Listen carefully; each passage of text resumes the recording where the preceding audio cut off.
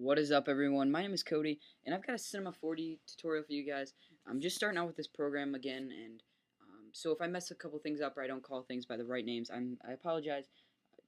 Please don't be a dick and correct me. I mean, you can hopefully correct me, but don't be like, oh, you're bad, you said that wrong or whatever. But I'm gonna go ahead and go into Cinema 4D. But if I didn't say it already, which I probably didn't, because I'm just kind of talking fast and running through it, this is gonna be a tutorial on a 3D text that I think looks quite nice. It's probably one of the better 3D texts you can do. But we're going to go ahead and go into this little swiggly line. See, I don't really know the name for it. I guess maybe called freehand. We're going to go into text. We're going to go down in here to object, text, and change our text to, say, FXTheatre. Alright. And then we're going to go down here to font ... and change our font to Caviar Dreams. Sorry for moving a little bit quick. That I will slow down as it goes, but I'm just how I am, I guess. But there we go, FXTheatre. All right. But anyways, to get just the 3D text, or to give it some depth, we're gonna want to go up here to this little. It looks like a little green square or green ball inside of a box, and we're gonna go over here to extrude NURBS, and we're going to make it the parent of our text. Alright, and now we have that 3D looking effect. You can't really see it, but around here you can see the little gray hanging down behind it. Anyways, we're going to get out of preview. Go over to extrude NURBS, and I'm just going to move the camera angle just so you can see what we're doing a little bit more. That looks good right there. We're going to click on extrude NURBS, and we're going to go over here to the movement, and we're going to want to make this about 100. That looks decent. You can obviously just change that, but definitely remember the number that you're using, because it's gonna help later on. Okay, but anyways, you can change that on what look you're going for, or what you're using it for. You can easily change that, so don't think that my numbers are permanent by any means. But there we go. We have our basic look, and this one that we have right now, we're gonna want to rename it to outer, or outside layer, whatever you guys would like to call it. It doesn't really bother me. But then we're going to go ahead and click on our outer layer, and if you're on a Mac, click Command C, or whatever the shortcut is to copy and paste on a PC, or you can just right click and click copy and paste. Then we're going to want to rename this to middle, just so we can stay neat and know what we're doing. Alright, so then we're going to want to go to the middle and select the movement and put it to half of what you put outer as. So in my case, I put outer as 100, so we're going to make the middle at 50.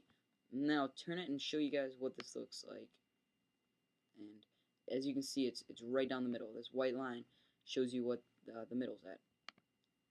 So we're going to go ahead and pull the z-axis, I think I said axis for some reason, and put it in the middle. It's pretty much, you can eyeball it, or you can just work with the numbers, but I think eyeballing it works just fine. It's nothing that needs to be too precise, unless you're working on some big project that you're getting paid for, or something like that. Alright, so that looks nice, and then we're going to stay on the middle, go over to caps, and then change both the start and the end to fillet cap. And then you get that nice look where it's bulged up in the middle, and it will look better once we add colors to it, but I will click preview so you guys can see overall what it's about to look like. And I think that looks nice right there, but it'll look even better once we start adding colors. Alright, so we're going to want to go down here to this bottom open area, double click on it, and you'll get a material. And then double click on your matte, which means material. Go to reflection. No, first we want to go to color, sorry about that. And we're going to want to make a color. Personally, I like kind of like a middle shade of blue, so we'll start off with that. And then you're going to want to go down to the reflection, check that, and turn the brightness down to about, let's go with 28, that looks good. Because if the reflection's all the way up, then it's just going to be a chrome color, which looks good sometimes, but not for what we're doing right now.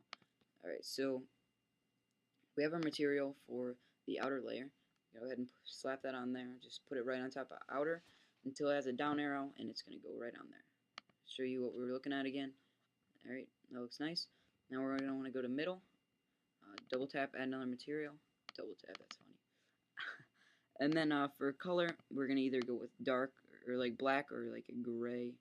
I guess we'll just go with black. Okay, reflection. Why does that look like a purple or brown? Put it all the way down. Yeah, that was kind of purpley or brown or whatever. So we're gonna go to reflection, and I'm gonna keep this at about an. What do I want to do? Let's go 50. Let's see how that looks. Okay. Specular. We're gonna metal, and then turn the width down to about 38. No, I think I'm doing this wrong. I'm gonna keep the width up at about. Let's go. If this doesn't work, we'll change it up. I'm gonna put the the width at 68, and the height up to about 34. Hopefully this will look good. Take that material, put it on the middle, and then it'll give you that. Oh shoot, we can't really see the middle, but we're gonna have to add a floor really quick. Okay. Or no, we'll add a.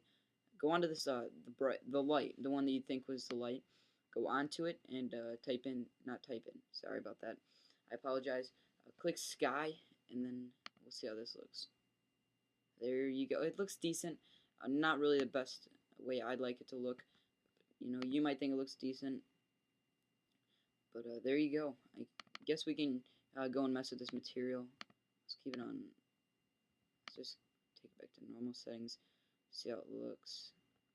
I'm not really sure which one I'm supposed to use because, you know, as I said, I'm fairly new with this program, so I still got to play around with it a little bit, you know, just to cut. Oh, I don't know what I just did.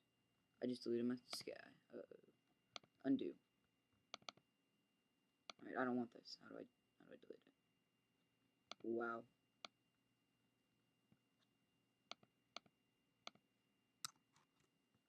Alright then.